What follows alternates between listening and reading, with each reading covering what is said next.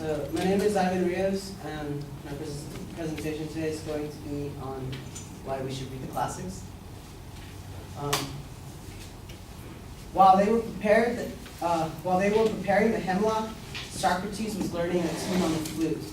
What good will it do you to know this tune before you die? And my claim is that reading the classics, just like an instrument or any kind of model, is beneficial for critical thinking. So reading the classics just benefits everyone. And my first, I'm going to be talking about the benefits are that they're not easily eradicated. It allows room for interpretive skills and analytical skills. And the third thing I will talk about is that reading the classics looks favorable in the professional world.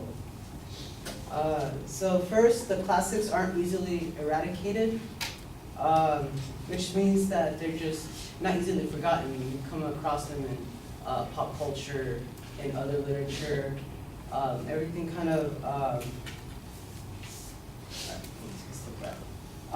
so they kind of have a hard time being erased. And I'm going to use Calvino, and Calvino claims that books read then can be formative in the sense that they give a form to future experiences, and they provide models, terms of comparison, schemes for classification, scales of value, and exemplars of beauty. Or in other words, it just gives models of experience. So if, just for example, maybe Little Red Riding Hood is about a big bad wolf in the forest, and if you go in the forest at night, I mean, you have kind of a hindsight. And it kind of leaves a seed in us. And these models, that classics are stored in the memory, are used to reinforce references from other books and classes and even television. My second point is going to be that reading the classics develops analytical skills that are needed for college. And it also provides a better understanding of cultural differences. Young's article, Reading and the Non-Academic Learner, A Mystery Solved, says that reading is an art form that transfers knowledge and prepares students with models to use for interpretation.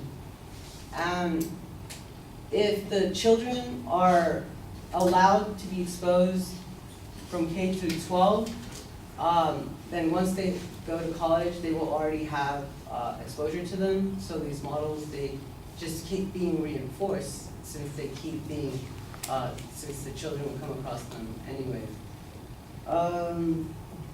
And my third point is that the act of reading of the classics is favored in the professional world. And then I'm going to quote Young again, and she claims that several well-known private schools now advertise that their elementary curriculum is grounded in the touchstone classics of children's literature. So then again, like private schools, which I think charge for admission, are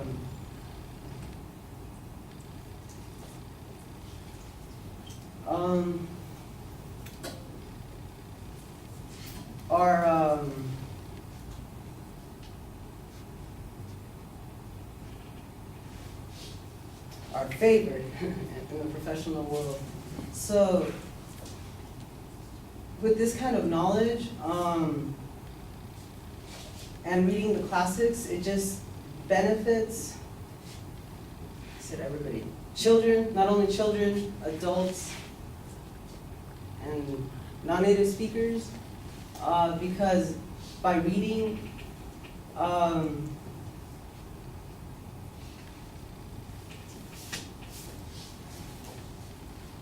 that reading the classics creates those models.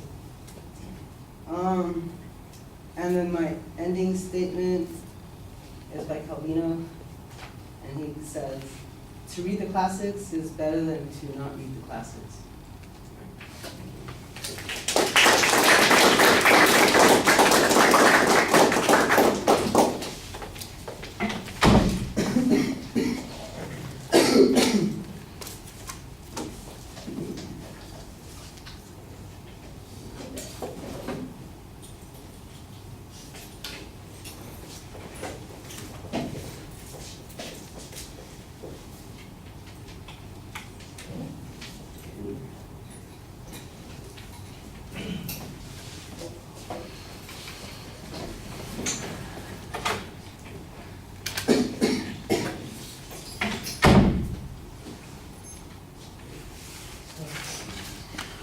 All right, Ivan, the proposition is presented at the beginning. It's like a question that you start with, and then you get into it, and there is a statement that I think is supposed to be your proposition, but then you state it two different ways, so that's a little bit less clear than it should be. I think you need to be more definitive at the beginning.